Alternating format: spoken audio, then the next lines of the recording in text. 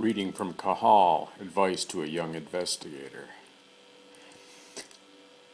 Beginner's Traps. Undue admiration of authority. The most important problems are already solved. Preoccupation with applied science. Perceived lack of ability. I believe that excessive admiration for the work of great minds is one of the most unfortunate preoccupations of intellectual youth, along with the conviction that certain problems cannot be attacked, let alone solved, because of one's relatively limited abilities. Inordinate respect for genius is based on a commendable sense of fairness and modesty that is difficult to censure. However, when foremost in the mind of a novice, it cripples initiative and it prevents the formulation of original work. Defect for defect, arrogance is preferable to diffidence. Boldness measures its strength and conquers or is conquered. And undue modesty flees from battle, condemned to shameful inactivity. When one escapes the atmosphere of stylistic legerdemain, inhaled while reading the published work of a genius, and enters the laboratory to confirm the observations upon which the intriguing ideas are based, now and then hero worship declines as self-esteem grows. Great men are at times geniuses, occasionally children, and always incomplete. Even when the work of a genius is subjected to critical analysis and no errors are found, it is important to realize that everything he has discovered in a particular field is almost nothing in comparison with what remains to be discovered. Nature offers inexhaustible wealth to all.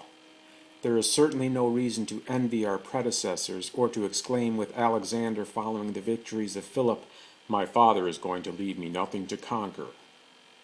Admittedly, certain concepts in science appear to be so complete, brilliant, and enduring that they seem to be the fruit of an almost divine intuition, springing forth perfect like Minerva from the head of Jupiter. However, the well-deserved admiration for such accomplishments would be considerably diminished were we aware of all the time and effort, patience and perseverance, trials, corrections, and even mishaps that work hand in hand to produce the final success, contributing almost as much as the investigator's genius. The same principle applies to the marvelous adaptation of the human organism to predetermined functions. When examined alone, the vertebrate eye or ear is a source of amazement. It seems impossible that these organs could have formed simply by the collective action of natural laws. However, when we consider all of the gradations and transitional forms they display in the phylogenetic series, from the almost shapeless ocular outline of certain infusoria and worms to the complicated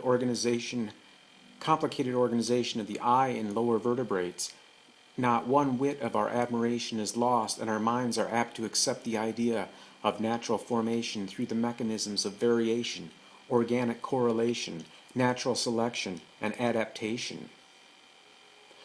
What a wonderful stimulant it would be for the beginner if his instructor, instead of amazing and dismaying him with the sublimity of great past achievements, would reveal instead the origin of such scientific discovery, the series of errors and missteps that preceded it, information that, far from a human perspective, is essential to an accurate explanation of the discovery. Skillful pedagogical tactics such as this would instill the conviction that the discoverer, along with being an illustrious person of great talent and resolve, was in the final analysis a human being just like everyone else. Far from humbling oneself before the great authorities of science, those beginning research must understand that by a cruel but inevitable law their destiny is to grow a little at the expense of the great one's reputation. It is very common for those beginning their scientific explorations with some success to do so by weakening the pedestal of an historic or contemporary hero. By way of classic examples, recall Galileo refuting Aristotle's view of gravity, Copernicus tearing down Ptolemy's system of the universe, Lavoisier, destroying Stahl's concept of phlogiston, and Virchow refuting the idea of spontaneous generation held by Schwann, Schleiden, and Robin. The principle is so general and compelling that it is displayed in all areas of science and extends to even the humblest of investigators.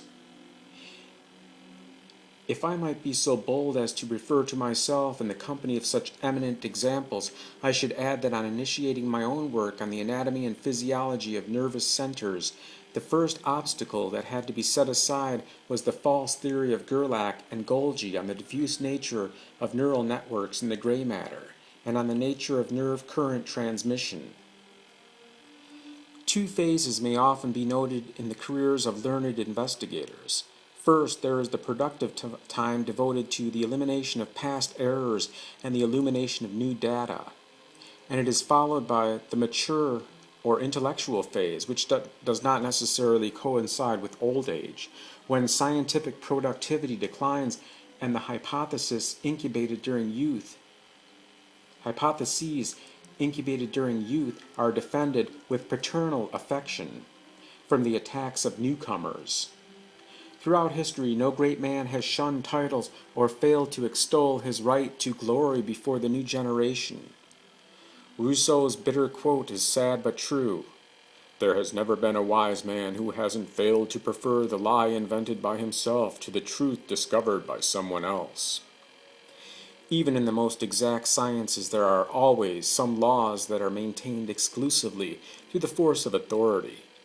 To demonstrate their inaccuracy with new research is always an excellent way to begin genuine scientific work. It hardly matters whether the correction is received with harsh criticism, traitorous invective, or silence, which is even more cruel. Because right is on his side, the innovator will quickly attract the young, who obviously have no past to defend, and those impartial scholars who, in the midst of the smothering torrent of current doctrine, have learned how to keep their minds clear and their judgment independent, will also gather on his side. However, it is not enough to destroy, one must also build. Scientific criticism is justified only by establishing truth in place of error. Generally speaking, new principles emerge from the ruins of those abandoned based strictly on facts correctly interpreted. The innovator must avoid all pious concessions to traditional error and crumbling ideas if he does not wish to see his fame quickly shared by the critics and those merely focusing on details who immediately sprout in great numbers after each discovery like mushrooms in the shade of a tree. The most important problems are already solved. Here is another false concept often heard from the lips of the newly graduated. Everything of major importance in the various areas of science has already been clarified. What difference does it make if I add some minor detail or gather up what is left in some field where more diligent observers have already collected the abundant, ripe grain? Science won't change its perspective because of my work, and my name will never emerge from obscurity. This is often indolence masquerading as modesty. However, it is also expressed by worthy young men reflecting on the first pangs of dismay experienced when undertaking some major project. The superficial concept of science must be eradicated by the young investigator who does not wish to fail, hopelessly overcome by the struggle developing in his mind between the utilitarian suggestions that are part and parcel of the ethical environment, which may soon convert him to an ordinary and financially successful general practitioner, and those nobler impulses of duty and loyalty urging him on to achievement and honor. Wanting to earn the trust placed in him by his mentors, the inexperienced observer hopes to discover a new lode at the Earth's surface, where easy exploration will build his reputation quickly. Unfortunately, with his first excursions into the literature hardly begun, he is shocked to find that the metal lies deep within the ground. Surface deposits have been virtually exhausted by observers fortunate enough to arrive earlier and exercise their simple right of eminent domain. It is nevertheless true that if we arrived on the scene too late for certain problems, we were also born too early to help solve others. Within a century we shall come, by the natural course of events, to monopolize science, plunder its major assets, and harvest its vast fields of data. Yet we must recognize that there are times when, on the heels of a chance discovery or the development of an important new technique, magnificent scientific discoveries occur one after another as if by spontaneous generation. This happened during the Renaissance, when Descartes, Pascal, Galileo, Bacon, Boyle, Newton, our own Sanchez, and others revealed clearly the errors of the ancients and spread the belief that the Greeks, far from exhausting the field of science, had scarcely taken the first steps in understanding the universe. It is a wonderful and fortunate thing for a scientist to be born during one of the great decisive moments in the history of ideas, when much of what has been done in the past is invalidated. Under these circumstances, it could not be easier to choose a fertile area of investigation. However, let us not exaggerate the importance of such events. Instead, bear in mind that even in our own time, science is often built on the ruins of theories once thought to be indestructible. It is important to realize that if certain areas of science appear to be quite mature, others are in the process of development, and yet others remain to be born. Especially in biology, where immense amounts of work have been carried out during the last century, the most essential problems remain unsolved. The origin of life, the problems of heredity and development, the structure and chemical composition of the cell, and so on. It is fair to say that in general no problems have been exhausted. Instead, men have been exhausted by the problems. Soil that appears impoverished to one researcher reveals its fertility to another. Fresh talent approaching the analysis of a problem without prejudice will always see new possibilities, some aspect not considered by those who believe that a subject is fully understood. Our knowledge is so fragmentary that unexpected findings appear even in the most fully explored topics. Who a few short years ago would have suspected that light and heat still held scientific secrets in reserve? Nevertheless, we now have argon in the atmosphere, the X-rays of Roentgen, and the radium of the Curies, all of which illustrate the inadequacy of our former methods and the prematurity of our former syntheses. The best application of the following beautiful dictum of Geoffroy St. Hilaire is in biology. The infinite is always before us.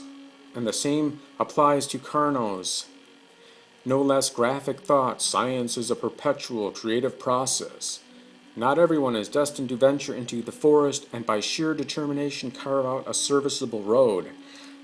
However, even the most humble among us can take advantage of the path opened by genius, and by traveling along it, extract one or another secret from the unknown.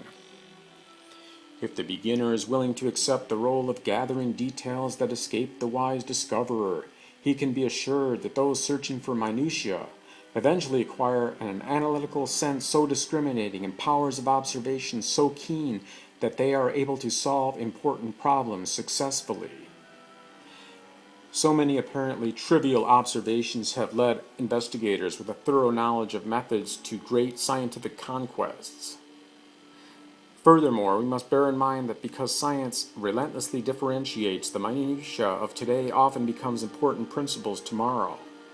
It is also essential to remember that our appreciation of what is important and what is minor, what is great and what is small, is based on false wisdom, on a true anthropomorphic error. Superior and inferior do not exist in nature, nor do primary and secondary relationships. The hierarchies that our minds take pleasure in assigning to natural phenomenon arise from the fact that instead of considering things individually and how they are interrelated, we view them strictly from the perspective of their usefulness or the pleasure they give us. In the chain of life, all links are equally valuable because all prove equally necessary.